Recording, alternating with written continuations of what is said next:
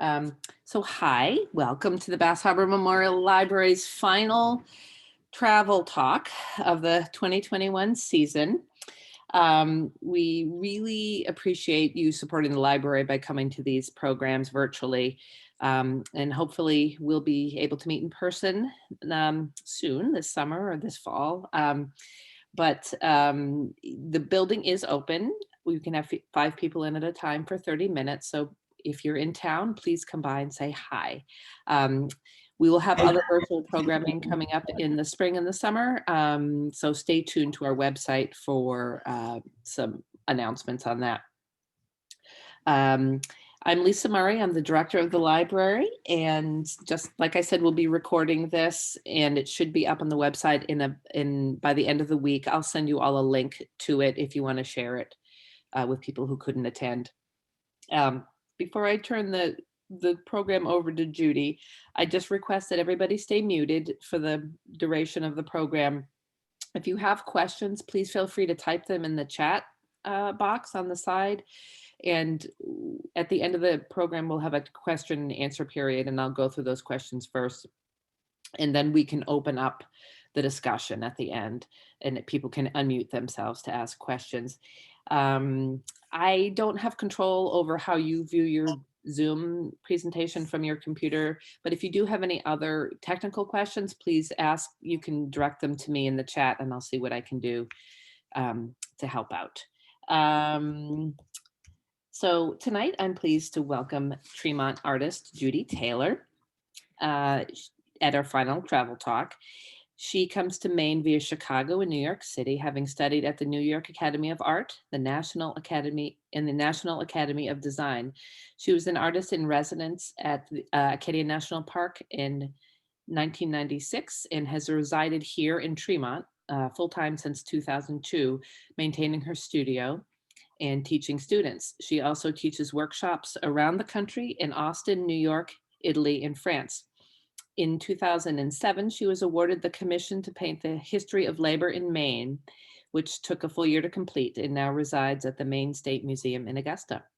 Her work is in many public and private collections, including Johns Hopkins University, the United States Park System, Friends of Acadia, and Jackson Lab.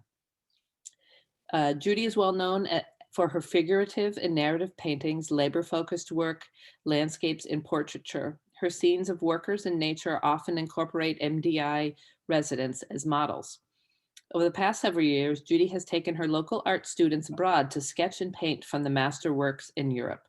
Most recently, in 2020, days before the pandemic shut everything down, she traveled with students to England and France, where she visited and painted at the National Gallery, the National Portrait Gallery, the Tate, the Louvre, among many others.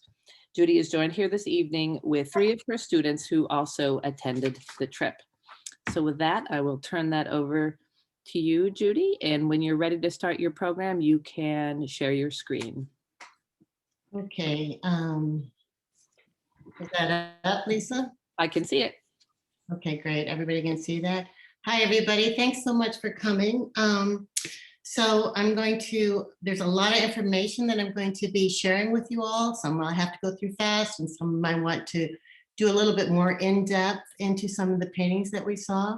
So right before the pandemic in February, I took 7 students. This is my second trip to London with students to draw in the museums.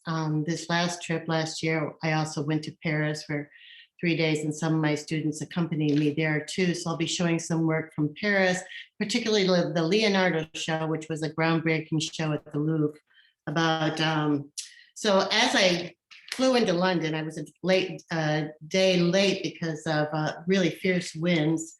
They grounded the planes for a day. And I arrived in London and I heard that there was this pandemic that had just broken out in China. At that point, I think all of us didn't realize how incredibly hard it would hit everybody. But one thing that we did notice when we were in London was the lack of Chinese tourists.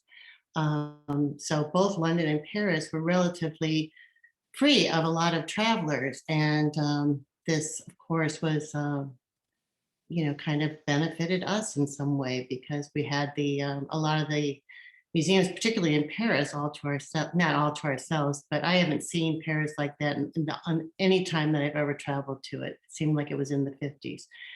But I'm just going to move on, and I'm going to show you this is Jean, one of my students, did this itinerary of our travels. So it's quite extensive, but I'm just going to go through some of the things very, very quickly. So I put together the entire trip, and I decided to stay in Mayfair of London, which is a very Tony section of London, but it happens to be very quiet, which I thought was very important. And it's also very well located to the museums. It's very convenient to get to. In fact, and I got everybody what's called an Oyster card. It's a card that you can use to travel on the tube very easily. So you can actually travel from Heathrow, from the airport, all the way into London, right to the Green Park station, which is basically a 5-minute walk from our hotel. So that seemed to be also another reason to stay in Mayfair.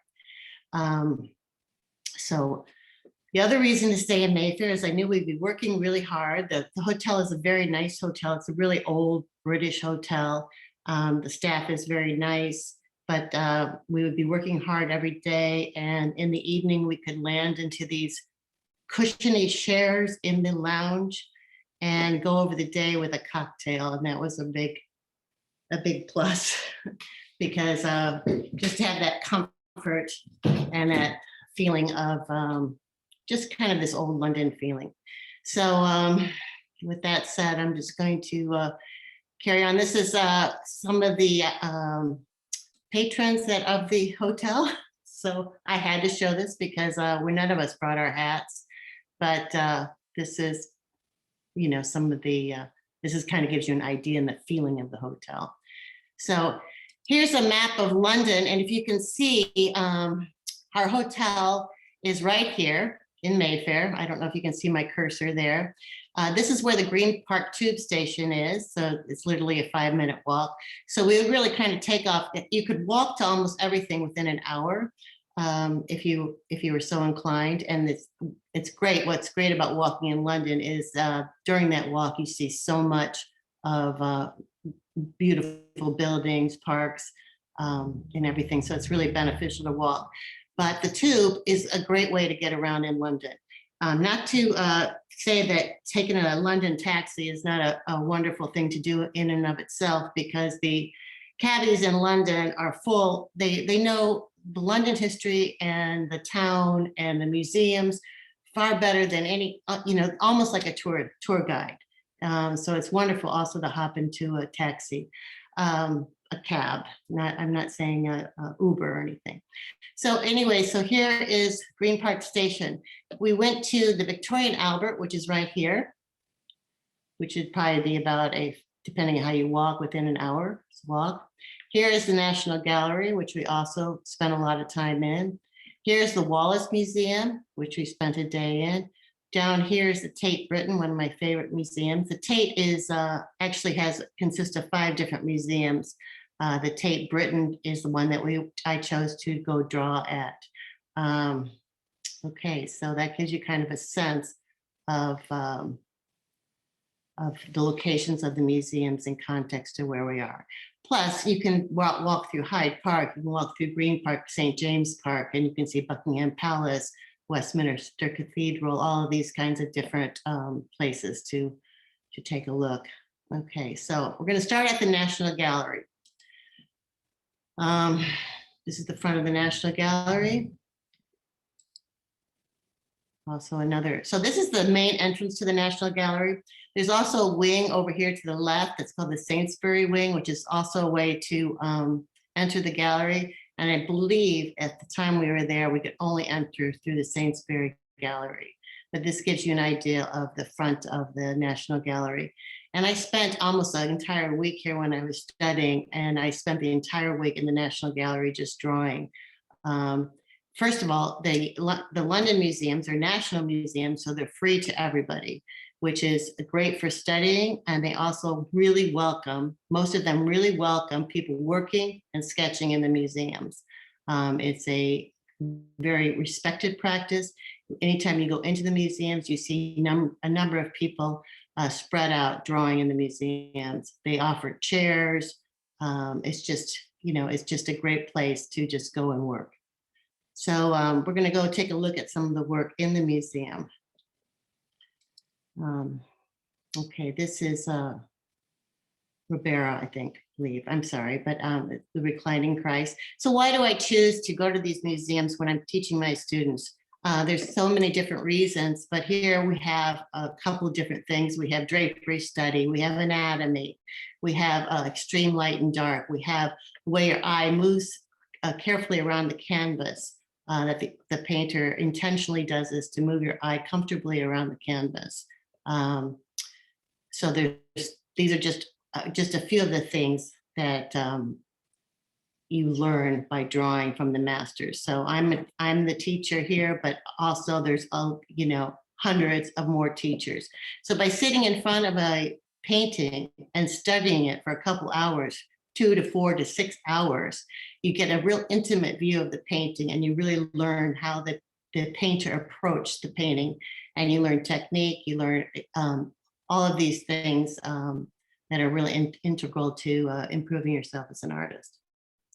So here's a Velasquez painting. One of my favorite painters is Velasquez. This is an early Velasquez. This is Mary and Martha. Christ is visiting Mary and Martha in their kitchen. You can see him back here. So why would you study Velasquez?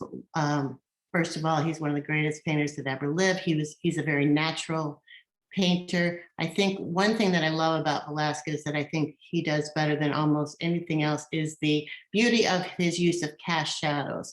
So for example, this veil over here on the elderly woman, you see this shadow that's falling across her face. It's full of light, but that's what's called a cast shadow. What the cast shadow tells us is how far that veil is from her face. So by rendering a cast shadow correctly, it also tells you depth, perspective. It tells you how far things are, and it becomes a very natural way of looking at. It interprets light very naturally. So these are painters of light. Again, here's another cast shadow down here. On this, the sleeve is throwing this cast shadow down on the arm. This shadow tells you right here on the dress, tells you how far her arm is from her dress.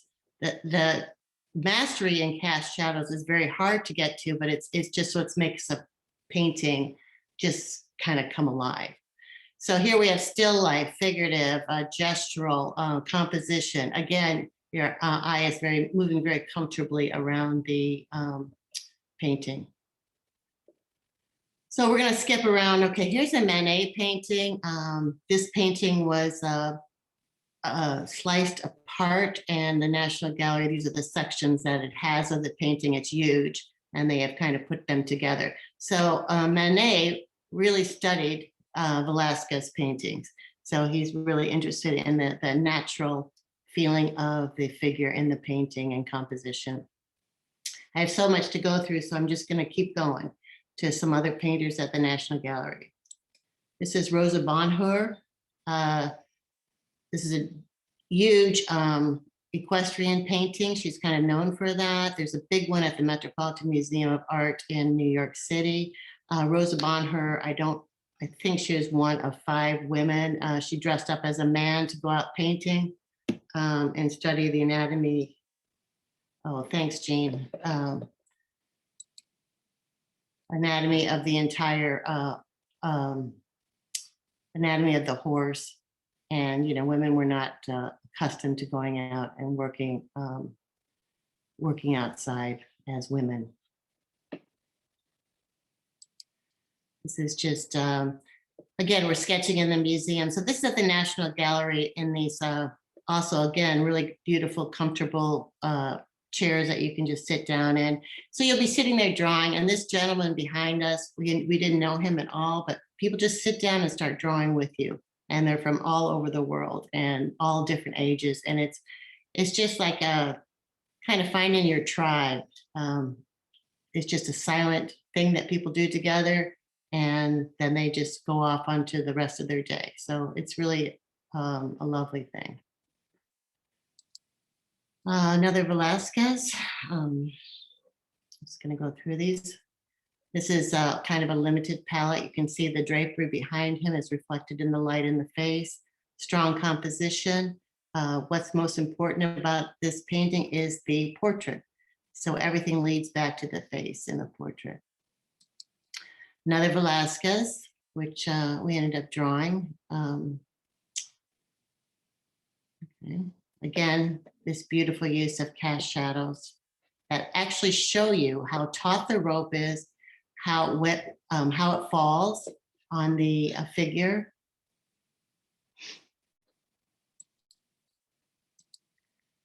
So this gives you context to the size of the painting. And I would sit in the chairs and I kind of would take reference points, so reference pictures for little small gouache sketches I wanted to do when I came back to the States. So this is one of my students from the previous year, and he is he's just a wonderful guy. And he here you can see there's children's groups everywhere in the museum, and this group just became enamored of Stephen. He's like a Pied Piper, and they kind of watched him draw, talked to him. They were just delightful, completely delightful. They're very engaged. They're very interested in what you're doing. Judy, can I say something now? Sure. Yeah. This is Susan. I was lucky enough to go on these trips with Judy. I wanted to point out that in the museums that we went to, you always saw children, and they were what I call sort of a class trip or a field trip, so there would be teachers, the kids would be in their uniforms, there might be other chaperones, but the children were, I would say, well behaved, but I hate to use that term because it sounds, like rigid. They were allowed just to mill around. One little girl came up and talked to me, told me how beautiful my drawing was, whatever. And so I got into a conversation with her. No teacher came over and said, don't bother this lady that's working. And you can see these children, they just hung around Stephen. So it was so impressive to me. I mean, I love children. I've been on 100 class trips probably with my 3 kids, and just to see how relaxed the kids were and how interested they were, and how they were allowed to kind of mill around. And even when they were sitting on the floor with a guide, they acted like children, and they acted, they answered questions, faces were forward. So it was very, very impressive. And I think they must be encouraged at school and in these museums to end up with this experience that you see. Exactly. Thanks, Susan. And Sure. I have to say, being in the museum is a very happy place. So this little girl, she decided that she was going to take Stephen offered her sketchbook, and she was going to draw Stephen. So this is where she's drawing Stephen. There she is drawing him again. There's our guard. He was stalking around because I don't think you're supposed to take pictures of children in the museums. So, but here it gives you context, and they're just delighted with Stephen. So, okay, well, on to some other things. Here's another, this is like kind of a Velasquez room. We saw this painting. So this is Velasquez was the court painter to King Henry IV. So it was a hired position. He was also in charge of the household, but he was the court painter. So he painted Philip IV from when he was a young man until he was an older, till right before he died. So there's many portraits of Philip and his family. Of course, the most famous one being Las Meninas, which is in the Prado in Spain. So I wish I could get a close-up of this painting because the costume is rendered so supremely well. that Velasquez and his understanding of the sense of light was extraordinary, and which is why so many great painters followed Velasquez, studied Velasquez, went to the museums to sketch and draw from Velasquez. He's like the painter's painter.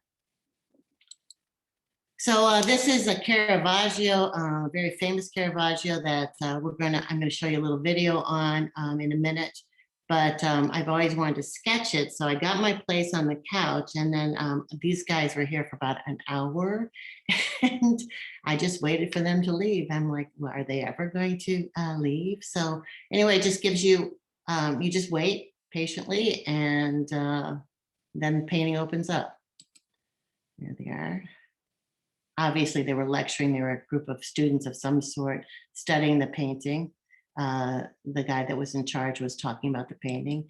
And then here there's another lecture going on. So the other benefit of drawing in the museums is that you get these fantastic lectures. You're part of them, that somebody will just, the tour will just come around, and you're party to the great information that the guide is giving the audience.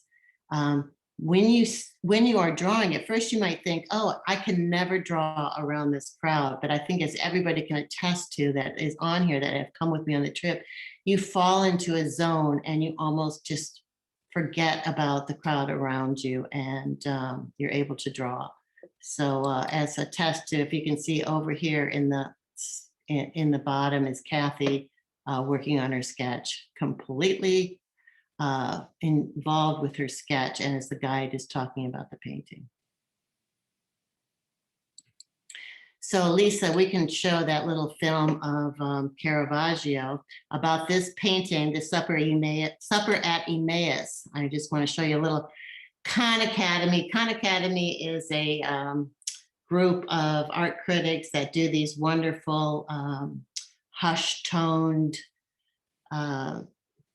talks about paintings. So you'll see what I mean when we play this. So I need to stop my share, Lisa.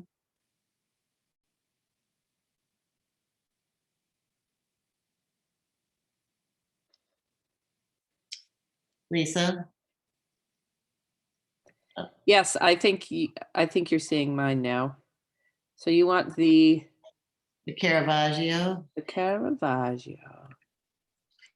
There we go. I just got a note from somebody that's trying to get in, Lisa. I don't know if that. Whoops. I'll see what I can do. We're in the National Gallery in London, and we're looking at one of the great Caravaggios. This is the Supper at Emmaus. It dates to about 1601, and it's a large painting. It is large. And it's horizontal, and the figures are actually life-size, so that there's a real sense of our proximity, our presence at this table. There's even a space for us. And the story is that Christ has been crucified, and his disciples are walking along a road. A man joins them when they all sit down for dinner. This third man breaks the bread, and at that moment is revealed to be the resurrected Christ. And we're seeing the reaction of those two disciples. When they recognize him, we have a split second in time and this high drama. The disciple on the left in the tattered green shirt or jacket looks into the table, seated at the table as we are. Mm-hmm. So his reaction is our reaction as we look to Christ. I love this gesture that he makes of this figure in the left corner. He's so taken by, he's frightened. He's moving his chair like, holy cow, interested and frightened at the same time. That's right, drawn back and drawn in forward simultaneously. Right. And in fact, the entire painting draws forward and back simultaneously. Our eyes go into Christ. And in fact, both of the apostles frame our vision as we move towards that center. In other words, the whole painting is a kind of triangle of vision that moves into Christ's face.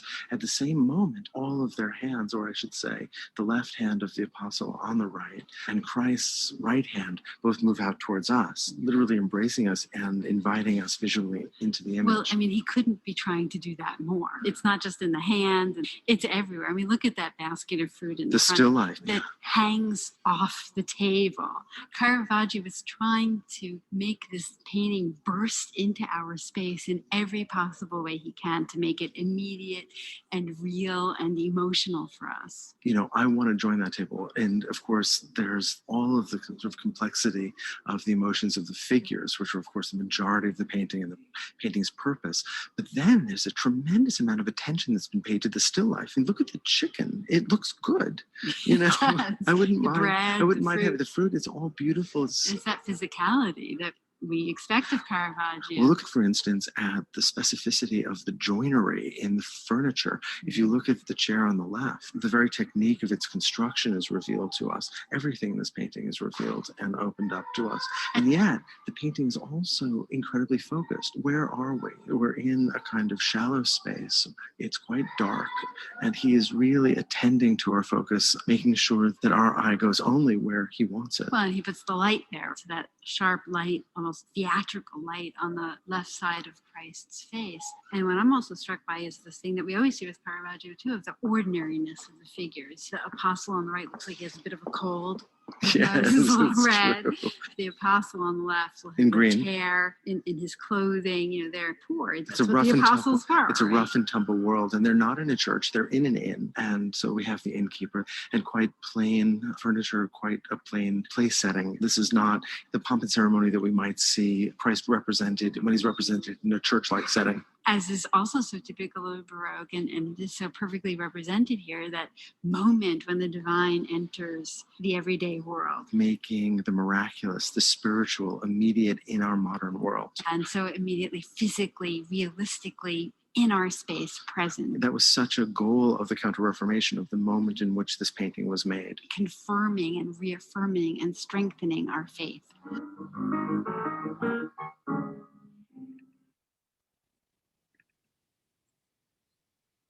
Okay, Judy, you can reshare. Okay, thank you.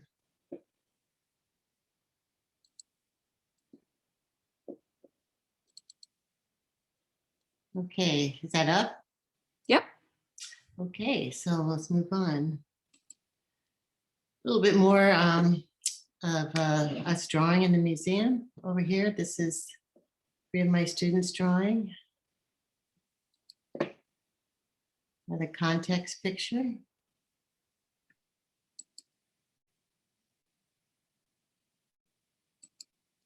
It's a wonderful place to go on a date.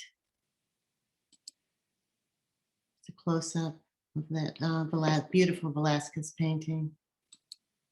The drawing.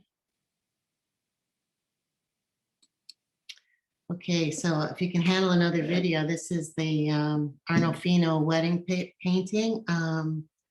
So Lisa, this is ready to go, the Arnolfino painting.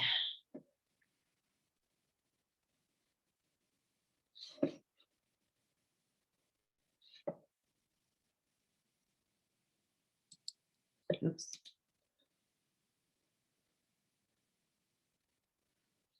And Lisa, you probably can take off that closed captioning if you wanted to.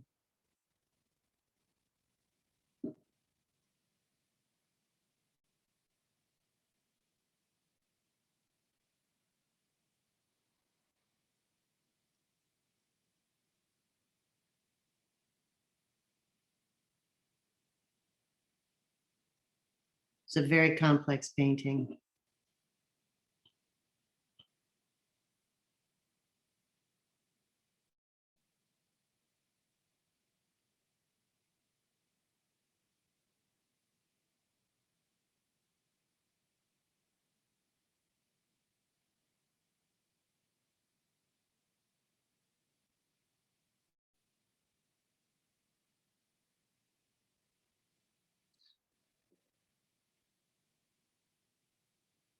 I don't know why I'm not hearing the sound.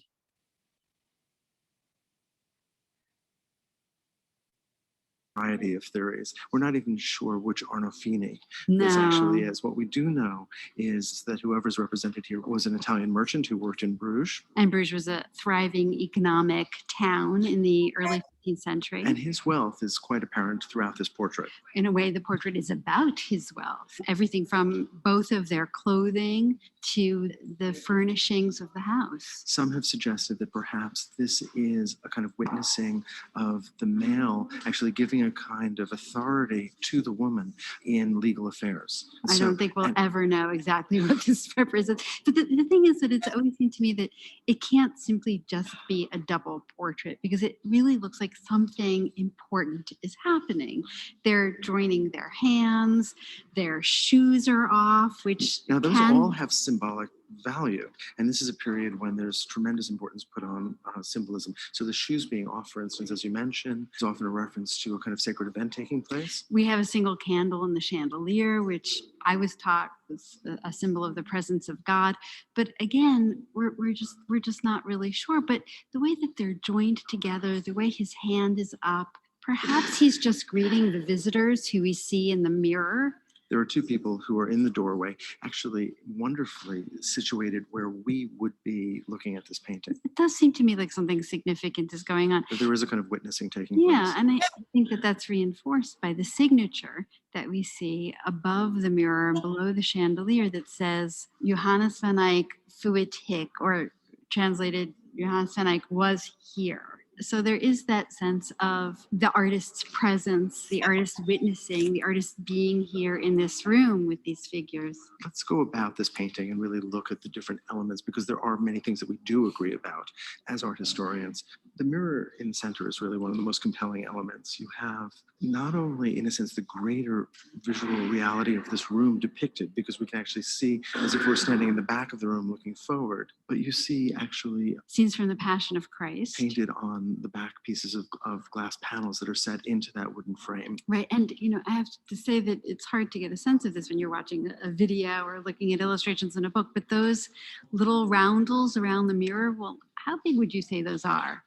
They are, I would say, about half the size of my fingernail. Yeah, they're tiny. And yet we can make out what scenes from the Passion of Christ are represented there. There's that attention to detail and detail painted in enormous clarity that we associate with the Northern Renaissance. So some of this painting seems to have been painted with a single hair brush. Yeah, absolutely. If you look at the hair of the dog, for example. So the dog is an interesting element, because you wouldn't expect to see a dog in a formal portrait. How many wedding photographs have you seen with a dog in it? Actually, dogs are common symbols in paintings of couples, because the dog is a symbol of fidelity or loyalty. Of course. There's tremendous attention that's been paid to the dress of both figures. And there's a kind of curious element, because they're wearing fur-lined clothing, and yet there is fruit on the tree outside. And so it's a warm moment, and yet they're wearing sort of their finest winter wear. It's an issue that has, I think, perplexed art historians. And that fruit on the windowsill may also be a symbol of or a sign, I should say, of their wealth, since oranges were very expensive in Flanders. And some have suggested that that was one of the items that the Arnolfinis actually imported, a reference to the source of their wealth. And this is a good example of one of the ways that it's easy to misinterpret. It looks as though the scene is taking place in what we would think of as a bedroom, in a kind of private space. But in fact, bedrooms were not that in the 15th century. They were rooms where you received visitors. And a symbol of wealth. And there are all kinds of symbols of wealth here. Beyond the oranges, if you look at the carpet down on the floor, that would have been a symbol of both taste and wealth. Look at the way that we see those tiny little cuts in the green robe that she wears, this heavy, that's been frayed out. That was amazing. That was a very fashionable. And the crispness of the lace that she wears around her head. Now there's a mistake that is often made, which is people often look at the sort of the bulge of her belly and suggest that she's pregnant, but we're pretty clear that she's not. This was very much an expression of the fashion of the day. Another way that it's easy to misinterpret based on what we know in the 21st century. Van Eyck is, I think, critically important, not only because of the brilliance of his painting, but because he was using oil paint in a way that had never really been used, and is able to create a kind of luminous quality, a richness of color that tempera simply couldn't achieve. Yeah, and he's doing this because he's applying thin, multiple layers or glazes of thinned out oil painting, so that each layer is translucent, and layer after layer applied creates these incredibly deep, rich colors. Which allows him to then produce this rich, luminous, incredibly subtle light. Look at the way that light comes in through this room and moves across the faces of the figures, their hands, across the furniture. On the chandelier, the little shadow cast by that bottom bar of the window. There's a real love of light here that also is very typical of the Northern Renaissance. And the way they can sort of brilliantly pick up a color, like on the oranges, for instance, or define an object such as Arnolfini's shoes. The figures are kind of elongated. The space of the room seems very cramped. It's filled with all of these material objects. It's certainly not perspectively correct. Right, and both of those things, that lack of interest in even anatomy and the rational perspectively correct space, really tell us that we're not in the Italian Renaissance, we're in the Northern Renaissance. That love of texture, the use of oil paint, the attention to detail. You know, Van Eyck is a master, or the master of the Northern Renaissance.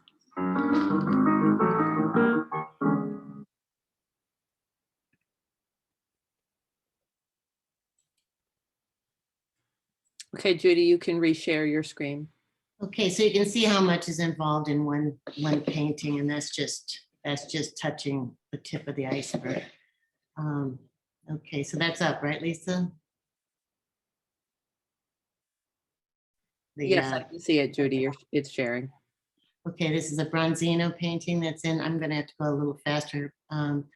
Bronzino painting that's in the National Gallery, a little bit better definition. Rembrandt, middle age, a little bit younger.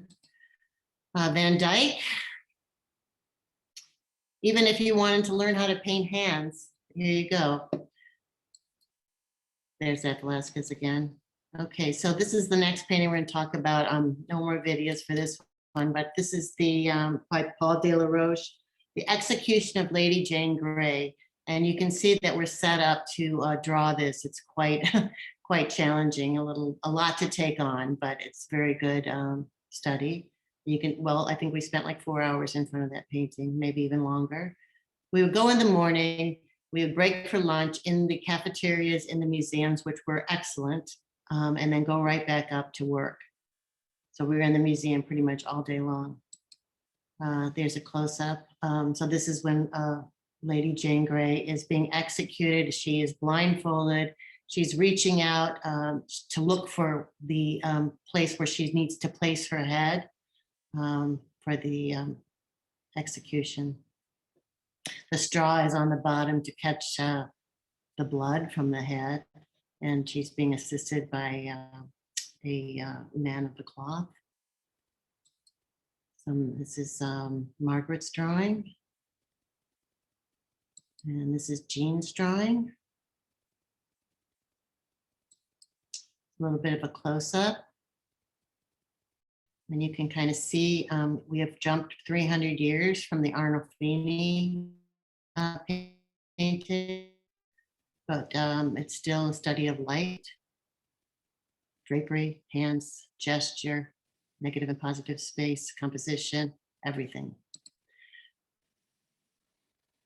There's some context. Did a little gouache sketch of the children in front of the painting. Caravaggio, boy being bitten by a lizard. And so what he captures is that exact moment of that lizard biting him and going back in shock. Okay, we've seen that. This is an older painting by Velasquez of Philip IV.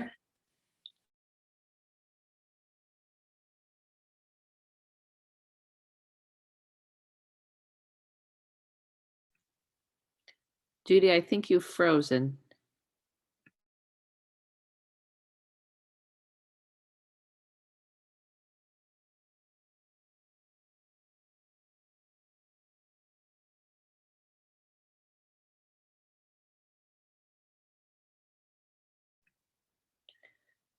Whoops, it looks like she has frozen.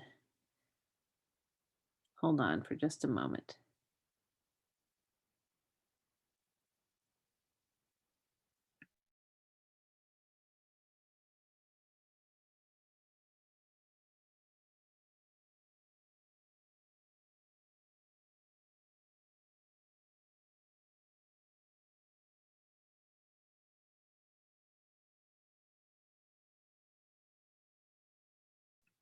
It looks like that Judy's frozen, so we're waiting to see if she can get back on. And I don't know if Susan or Margaret wanted to add anything right now. If not, we can. Jean has some photographs of Cambridge. Is that right, Jean? Jean, you're. Oh yes, Susan. I think I see Judy back on. Okay, Yeah, good. Muted. She's muted. she's muted. Okay, Judy, you're muted. let's see if I can unmute her.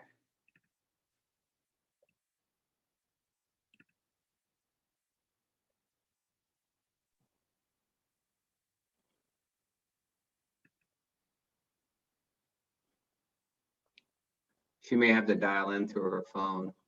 Oh darn. Sorry. Okay, Oh, there she I'm gonna start the share again.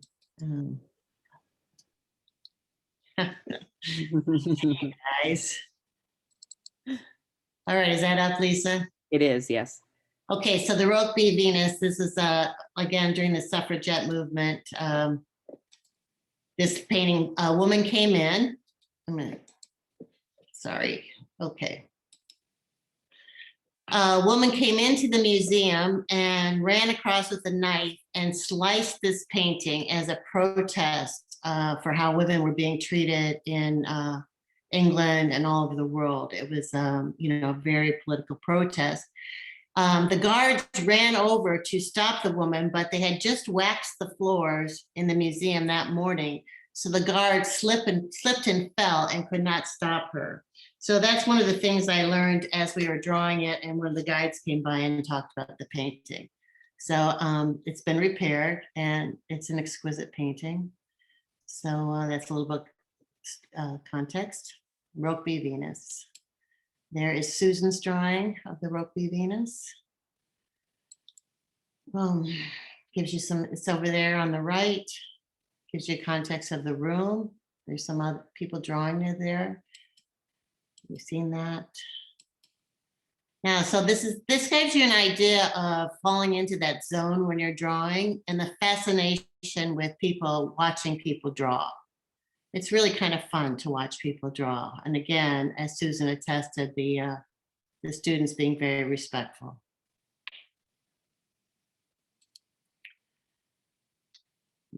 More different rooms in the National Gallery. There's Stephen with his followers. Seen that? Okay, well, now we're going to go to the National Portrait Gallery, which is basically right around the corner. Take a look at some of the paintings there. This is Barb drawing in front of the painting by Fernand Pilat. Christian Colby. So we're going to take a look at that. This is the painting. He's a baker. You can see it because he's got a box of pretzels behind him and a cigarello. And this is Barb's beautiful drawing of that. Okay, this is a Sargent painting of Henry James, who is a writer and a very good friend of Sargent's. This is at the National Portrait Gallery. Basically, if you go to the National Portrait Gallery, you're going into a building where you could learn the history of just about, everything that's in the museum. It's a great historical walkthrough to learn about the history of things, which we have no time to go into all of this. But that's a very famous portrait of Henry James. This is Stephen's drawing of the portrait. Sometimes I convert things to black and white for my students so that they can see the strong values in the paintings. And this is, I'm working with Stephen on his drawing in the museum. Okay, so this is a huge historical painting. There's a lot of these in the museum. This is, so the guy in the middle, that's the only guy that's looking directly out at us is, I would love to play a guessing game, but if anybody wants to unmute and guess who that is. That's Churchill. That's Churchill. Churchill. Yeah, so there's a lot of paintings of Winston Churchill. So this is during World War I, or that context, so it's a younger Churchill. So these huge history paintings to document these masters of these guys that are running the government, running the war. There's a close-up. But I love the way the faces and it's for portraits and for perspective on why this hand, the hands in front gives you an idea of depth, you know, so there's this overlap, which is another thing that we study in art, overlap, which allows you to get into the depth of a painting. I mean, and just the expressions and the gestures. And you can see the size of the painting, because Rebecca and Kathy are drawing it. And Judy's drawing the other Churchill painting that's on the right. How big it is. So just another World War I portrait of a pilot, I believe.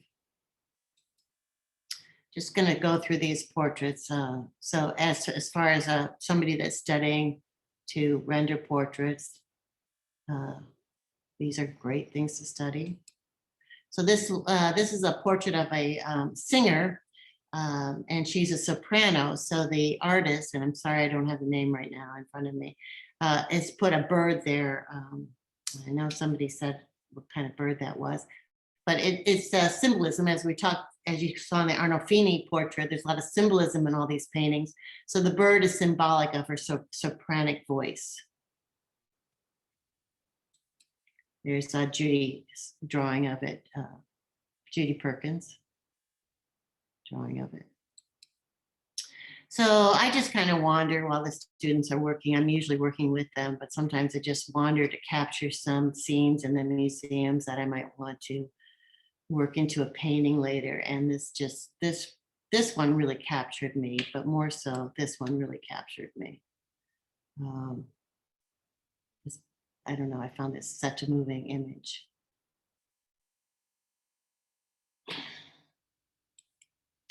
More portraits. I'm just going to go through these. Okay, this is a Sargent painting, and Floyd did a drawing of this. The subject is Coventry Patmore.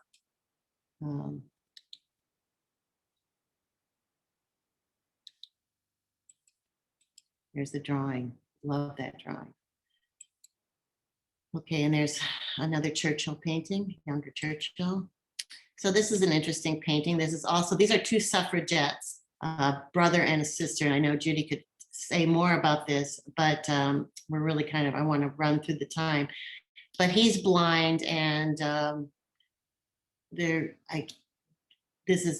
really active suffragettes during the suffragette movement. And I don't know, Judy, you could pipe in if you wanted to say something. No, I don't have anything to add. Okay, thanks. So there's Judy's drawing. This is more, I think this is the World War I cabinet in England.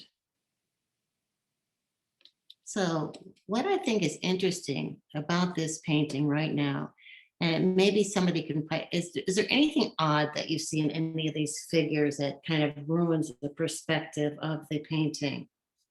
Just makes it a little bit odd.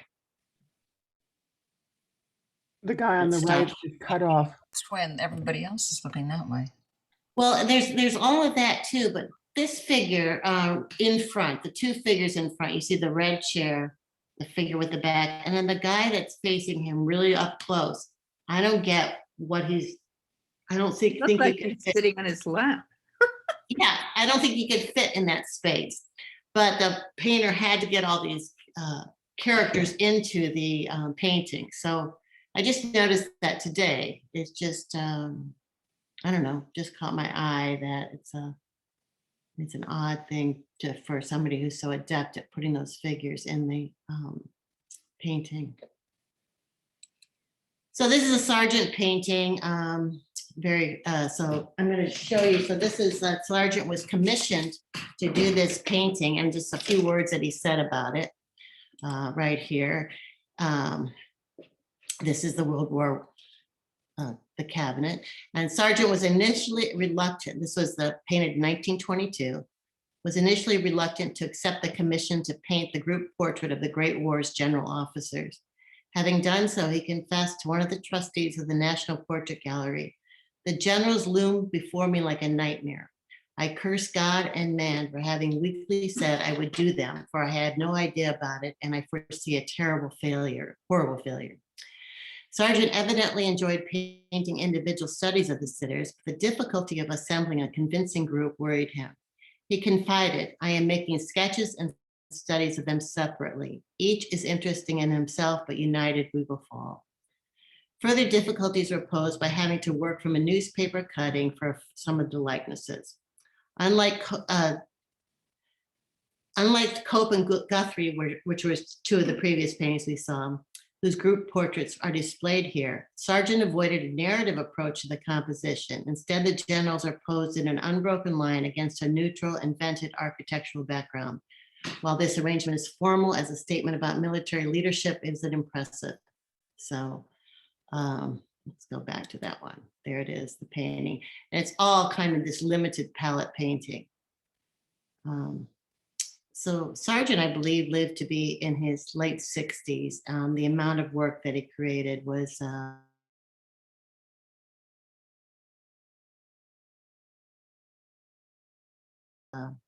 it's in London. This is at the Churchill's war rooms, but it had just come back from traveling, and it was still in storage, so we couldn't see it. But this is a Sargent painting, huge Sargent painting called Gassed. And these are soldiers that were gassed during World War I that Sargent painted. And it's very, very large. It has a whole room unto itself. But it's kind of similar a little bit to that previous painting. Okay, we got to move on. Okay, your study of hands. This is Darwin, I think, holding a shell. More portraits. There's Darwin, Charles Darwin. And there's some of, I brought this back home and used it in a drawing class. It's called my drop-in drawings. It's students' renderings of the Darwin portrait. Another beautiful portrait by Sargent. That's, there's a drawing of Churchill. Portraits. You can see the style of portrait gallery ranges, you know, as you go up, you can also see the change in painting techniques. A little more modern. And there's Charles Darwin and the Charles Darwin. Dogs. Okay, so this is Laura Knight's painting, which is in the National Portrait Gallery. I love this painting. So that's Laura Knight. It's a self-portrait. She's in the red, and she's painting her good friend, who's also a painter, who's posing nude for her. Now, this is like, 1920 or something. Women were not allowed, before that, women were really not allowed to be in the figurative ateliers studying from the figure. And then when they were, they started creating some incredible paintings. That's why way back in the past, you see a lot of still lifes and that were done by women. So that could be a whole nother lecture. So there's Judy's drawing of that, close up of Laura Knight. Anyway, so there's a great book. I did a deep dive into Laura Knight. I could talk about her forever. She lived almost 100 years. Here's some of her other paintings. She traveled with circuses, ballet companies, theatrical companies, and painted them. There's another self-portrait. Another painting by her, and another painting by her, which is, I don't know, this reminds me of where we live here in Maine. Okay, the Tate Britain. Okay, this is Sargent's painting of Carnation Lily, Lily Rose. Famous painting. There's Stephen working in the Tate Britain. This is everybody drawing, I can't remember her name, but this beautiful portrait. Jean's drawing, I think that's jeans. Catherine's drawing. This This woman was also a suffragette. She was a suffragette, right? I can't think of her name, but mhm.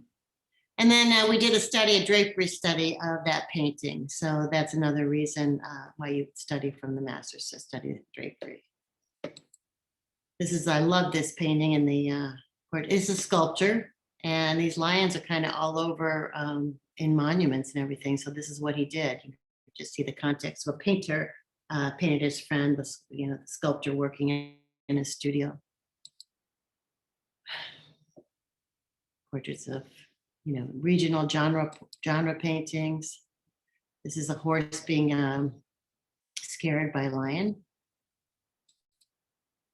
This is a very detail of a huge Velasquez painting. I guess I have my dog moment. So even these figures are tiny on the painting, but even when they're tiny, they're so perfectly painted.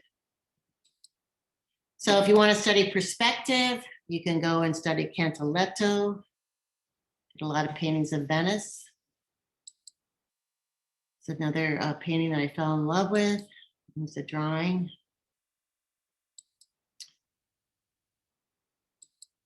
So here's Carnation Lily, Lily Rose. So Sargent worked on this painting. I don't know if you're familiar with the painting Madame X, which caused a great controversy. So Sargent retreated to the Cotswolds to a friend's house, a friend's farm, and this friend had two little girls, and they were out at dusk lighting these Japanese lanterns, and Sargent was very taken with that scene.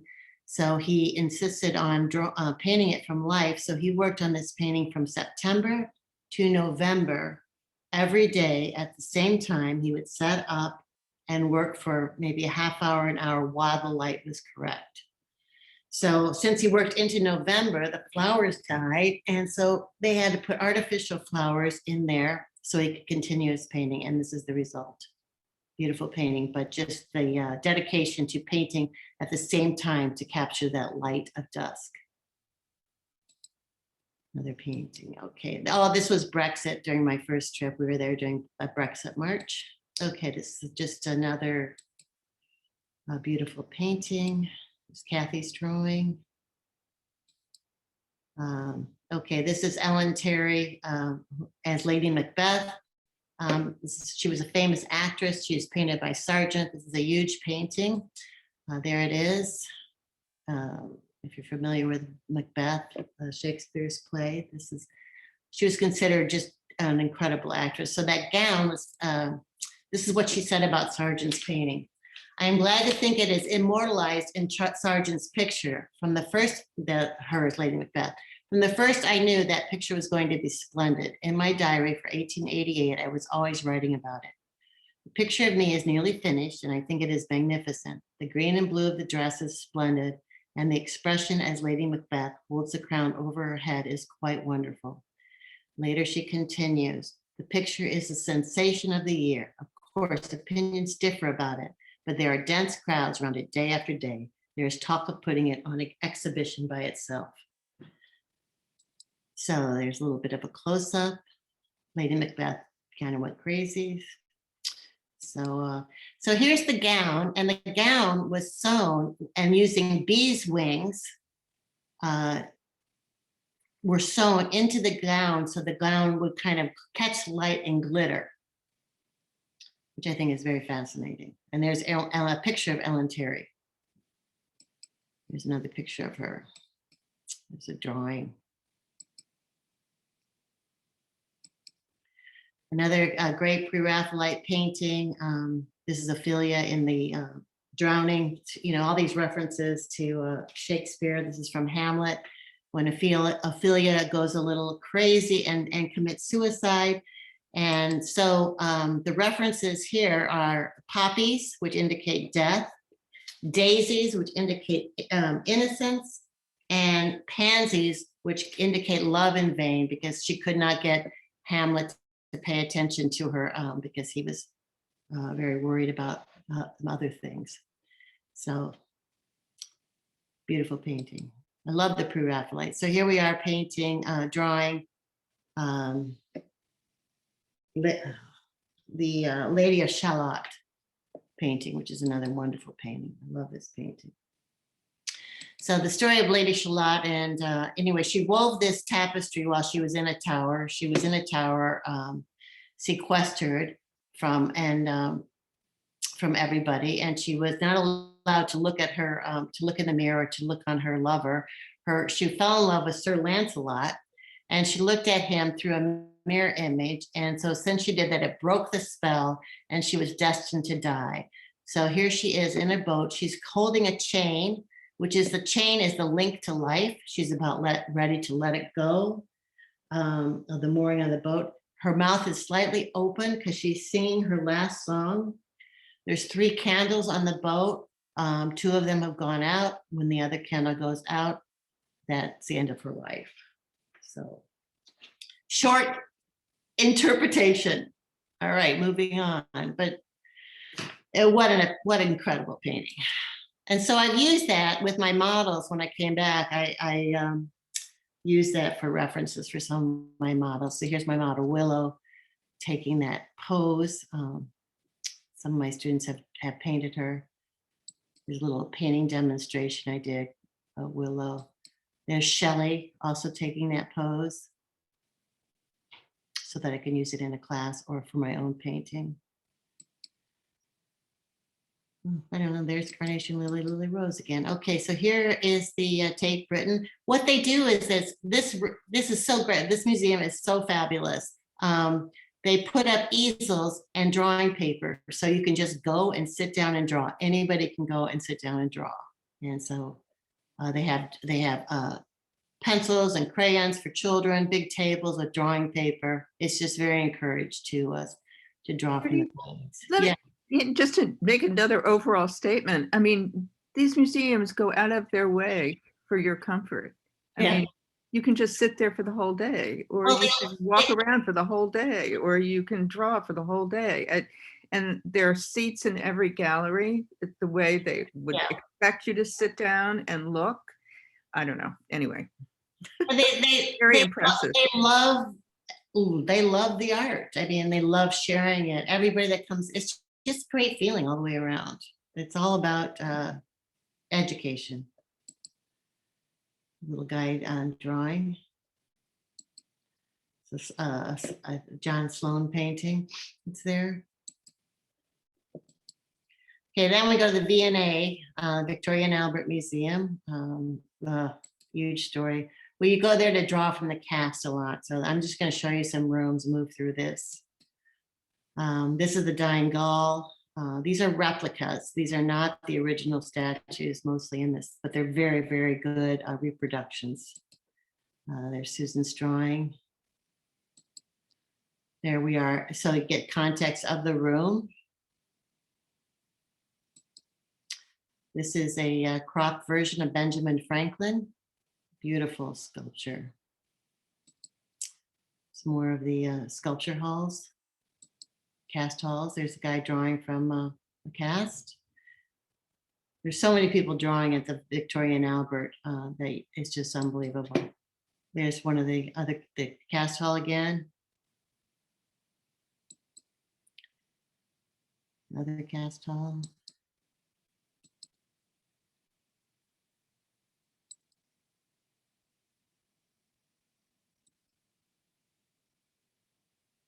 Beautiful sculptures. I'm looking down on Susan drawing.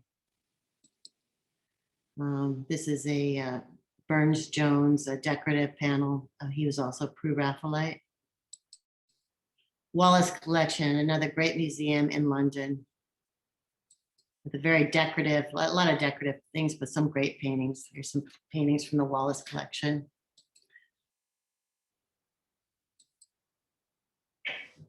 That's a painting. Daumier.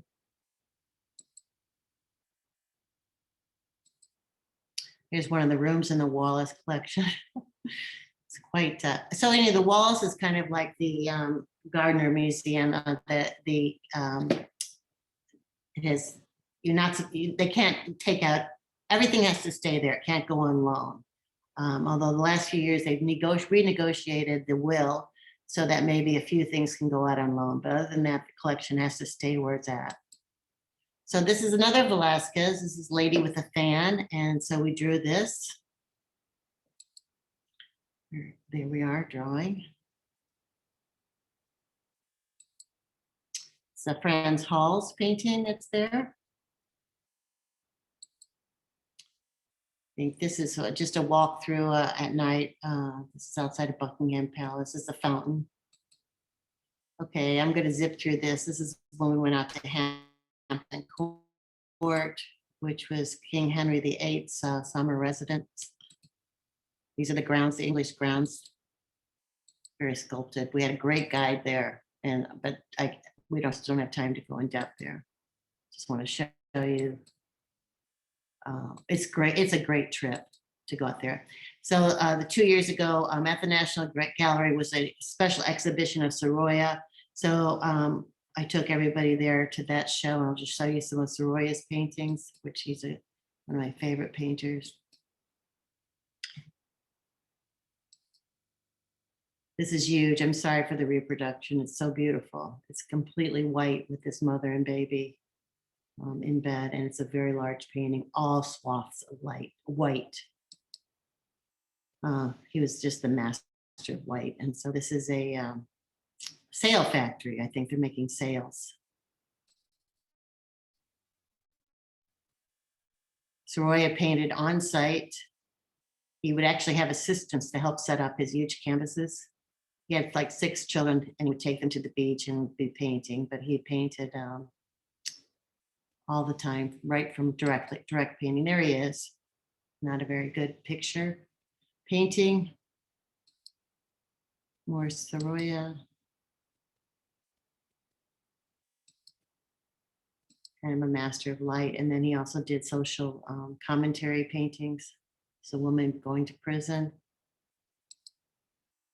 Not a very good reproduction, but this is a home for, well, they call it crippled children at the time. It's the priest, so this is a very moving painting. So here's at New York City, the Hispanic Society is just going to reopen. I was going to take a group there to draw. The Hispanic Society was allowing me to come into the room with my students. We'd have had it all to ourselves in New York. And then of course the pandemic hit, so we couldn't do that. But I am hoping to do that again. But this is the mural room of Sorolla's murals. This is when they were installing the murals. It's an amazing place to go to. Highly recommend it when you go to New York. This is Sorolla supervising one of his paintings. I'm sorry for its being blurry. This is in the 40s. So I'm just going to show you, this is a Sorolla painting that I brought back to, I didn't bring the painting back, but so for my class, students.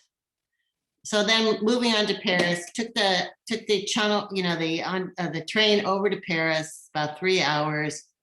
Paris was just gorgeous. It was uncrowded and just beautiful. We were very lucky. So I'm not going to show the video of the Louvre, Lisa, because we're running so close to time. But I'm just going to show you some of this exhibition was 17 years in the planning. So we were actually very, very lucky to be able to see it. A week after we got back to the States, the Louvre closed the museum because of the coronavirus, the pandemic. Before they closed, they opened up the entire museum for 24 hours straight, free to anybody that wanted to come. The staff had coffee and muffins and stuff available free to anybody that came in. They just opened it up so everybody that couldn't get to the exhibit or didn't have tickets could come and view the exhibit. And then they closed. So the front desk, and you pick up your headphones, and the reverence of this show was unbelievable. Even though it was crowded, you could hear a pin drop because they were so engaged, and it was people of all different stripes. Because to see a Leonardo show, to be a scientist, a doctor, an inventor, these are all people that are fascinated with Leonardo. It's a guy drawing from one of the So they did this infrared technology, so you could kind of see Leonardo's work from the, and it was backlit, so it was really quite beautiful paintings. Just give you some context of how the show was hung. There's a great, so anyway, it's called The Night at the Museum. It's an hour YouTube. It just came out last year about the Leonardo show. It was going into I think you can get it. And so highly recommend taking a look at that video to get an idea of the show. So then they had these rooms with, smaller drawings and drawings of inventions, drawings of anatomy, dissections. Some of Leonardo's work. Lady with an Ermine. This is one of the most beautiful paintings, portraits, I think. There's the infrared view. Close up, he did a lot of prep drawings for the paintings. Tons of fabric studies. I think that's St. Anne. Sketchbooks, tons of sketchbooks. Animals. Hands. This just gives you just a very small idea. Another painting. I mean, so when the Louvre closed, they needed to raise money, so they started auctioning. They had a big auction at Christie's, and they were auctioning off. I think the low bid was $12,000 for you to be able to stand in front of the Mona Lisa by yourself. That was what you would get for $12,000. The opportunity to stand it, because there's like 60 to 80 people in front of it. So you don't have to go see the Mona Lisa. Go see some of the other Leonardos, which are just as good.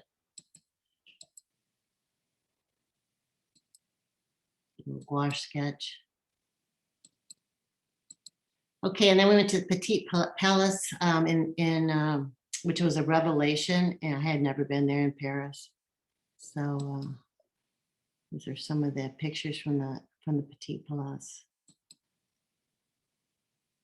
Combination of contemporary paintings and old works. They combine them, which is in a really interesting way. This is a Chinese artist, and I can't remember his name right now, that was on an exhibit there. This is not his work. These are some of the others. I just love the way that dog is painted. Sculptures.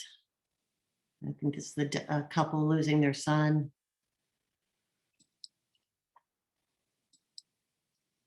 There's one of the paintings by the Chinese artist. These huge portraits. And there was a little video of him painting. He painted with a huge house brush. I love this painting. It's called I'm sorry, Grimaces of Misery. I'm just going to do the Americanized. Fernand Palaz. It's really kind of a parade scene. It's huge, 5 panels. It's a circus, but it's just so poignantly. It was really an amazing painting.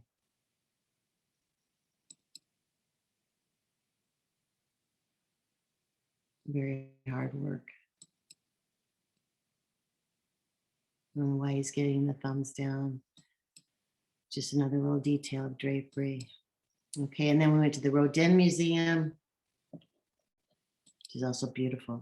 I'm just going to give you some context.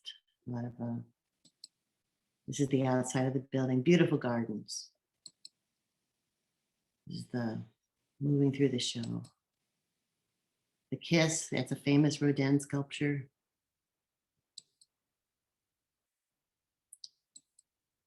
These are some of the gardens. It was, after a rain. That's Rodin in a photograph down below with his work in his studio.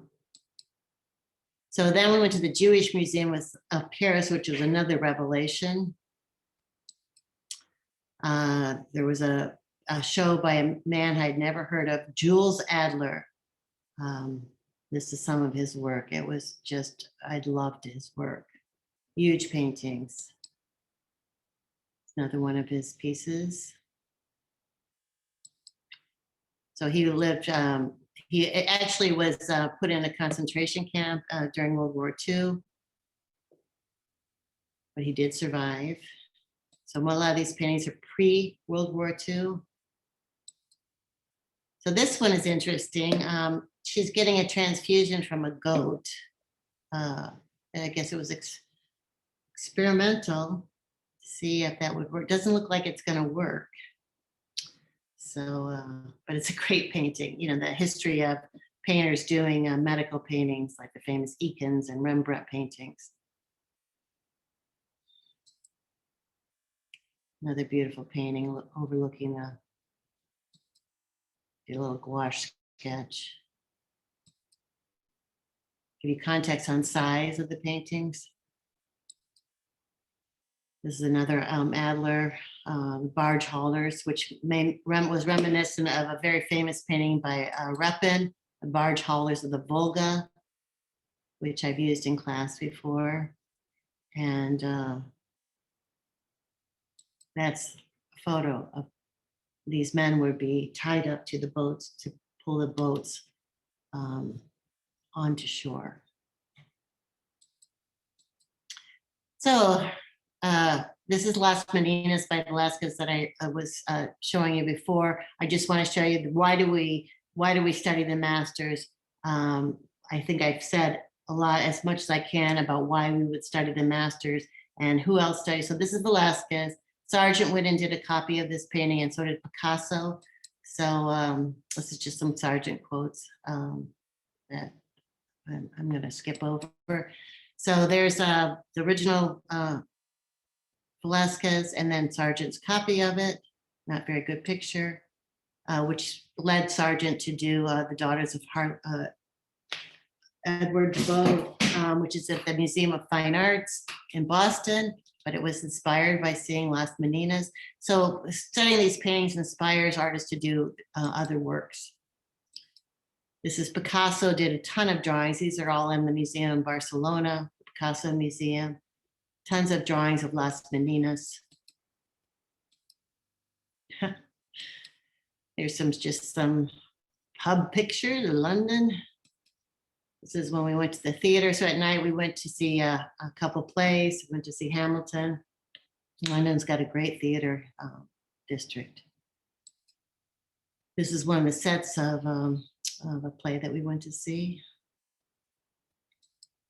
And here are some drawings from my drop-in drawing class here in Maine, studying for the masters.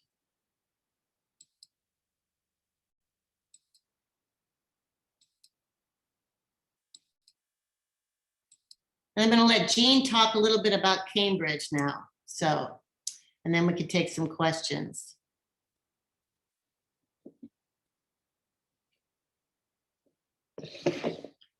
When we were in London, we went out to Cambridge and we had a great guide. And then I think Jean will talk about that.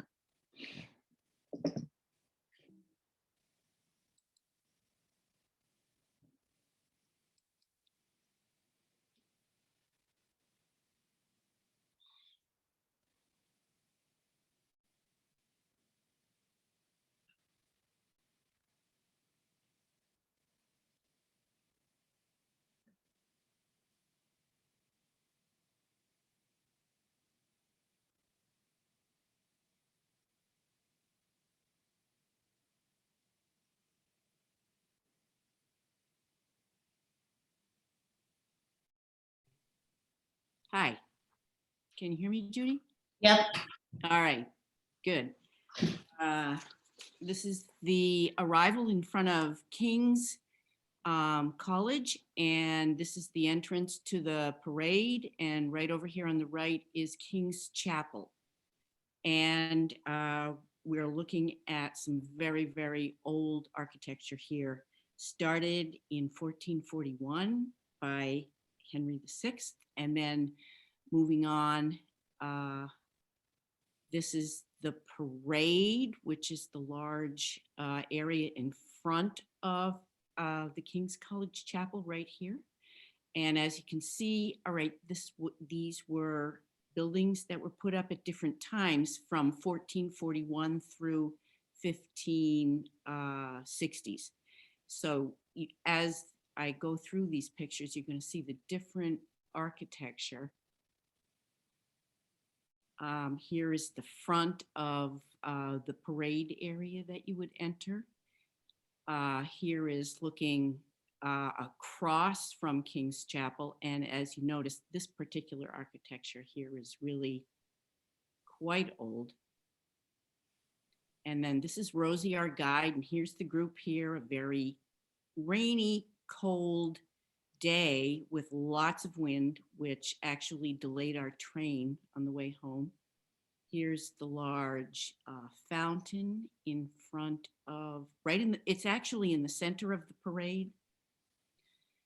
And we first went through the tour, and then later on we were able to attend Evensong. But here you have the gorgeous and up to about 32 stained glass windows that were put in by starting in the 1500s, and then the last one was put in the 1800s. But as you look at these, they pretty much survived wars, a number of things, a number of kings, etc. And actually 4 different kings, Henry VI, then Edward didn't do anything on the chapel, and then Henry VII. And when he passed away, he left enough money for the entire, the rest of the ceiling, or the vault as it's called, to be finished. And then this is looking toward the altar, and the altarpiece and the different stained glass windows that you can see, but the altarpiece I'll come back to in just a minute. And then this is looking back toward this area right here, which is called the rood screen. And behind it is the nave, where the commoners were allowed to come to the chapel. It was originally Catholic chapel, but then of course became Anglican after Henry VIII. And then this area right over here is where the famous King's Chapel Choir sings. When we came back for Evensong at 5:30 on that Saturday evening, you weren't allowed to take photos. So fortunately I had taken that photo. And then here's the altarpiece, which has actually been in place. It's a Peter Paul Rubens painting that is very large, about 13 by 10, Adoration of the Magi. And it was in a number of, it was in the same family for a number of centuries. And then it was installed after Queen Elizabeth did a big restoration under of the chapel, 64 to 68. Then it was installed there permanently. And I have a bigger picture of it right there. Adoration of the Magi by Peter Paul Rubens. And then here's looking back in, you can see the vaults, and they had 4 different architects work on this, and then the final architect finished this vault area in the 1530s.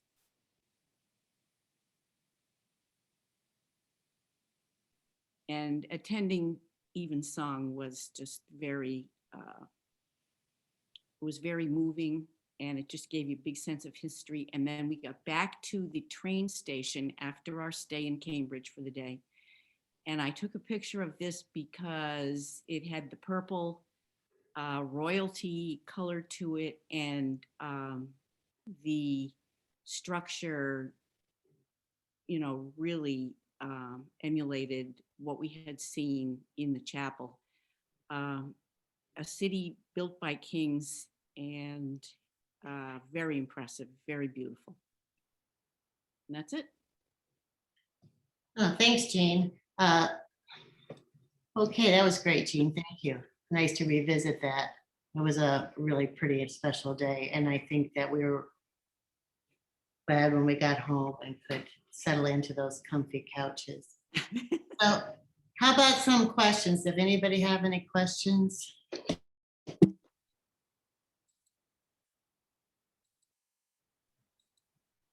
I realize that It's not something for you to react to now, but I'd be curious about the patronage, and when you think about the evolution of how the arts were financially funded and supported in certainly when you had the monarchy support, but then through private patronage and others over history. So it to me would be kind of an interesting how this all got funded over history and how that evolved and changed. Obviously not for this, but something that I personally would be curious about. Are you talking about the King's Cambridge, Jimmy, or? Yeah. Yeah. Jean, do you know anything about that? But I mean, it's all funded by the Kings, or how it's maintained now. Okay. No, originally. Yeah. Can you hear me, Judy? Yep. Okay, so interestingly enough, when it was first started, the 19-year-old king, Richard VI, it was his own money. And then when they got to Edward, after he passed away, Edward was not interested in it. But then when Henry VII came along, he was a very, very wealthy man. And he left his money to finish because at that point, the structure was only up to the peaks and not all 5 bays of the church of the chapel could be used. And he left money for its completion. And then Henry VIII came in and used his money to celebrate his marriage to Anne Boleyn and to honor the celebration of the marriage to Anne Boleyn and to finish the chapel. So it was built by kings. Thanks, Jean. You're welcome. Any other questions? All right. Well, thank you very much, Judy and Margaret and Jean and Fantastic. Susan and everybody else for participating. I've been recording this, and so I will have it up on the website by the end of the week. Thank you. Thank you Judy so much. Taylor, it was fantastic. Thank you so very much. Oh, you're so welcome. Thank you. Thank you. All right, guys. Got Thanks. so much out of it. Thank you. Thank you. Welcome Love back. you. Thank you, Judy. Thank you, Judy. Bye, everybody. Bye. Judy, thank you. Oh, there was Jimmy. You're welcome. Oh, you're welcome, welcome, welcome. Glad you, thanks for coming. Bye. Bye, Taylor. Bye, thank you.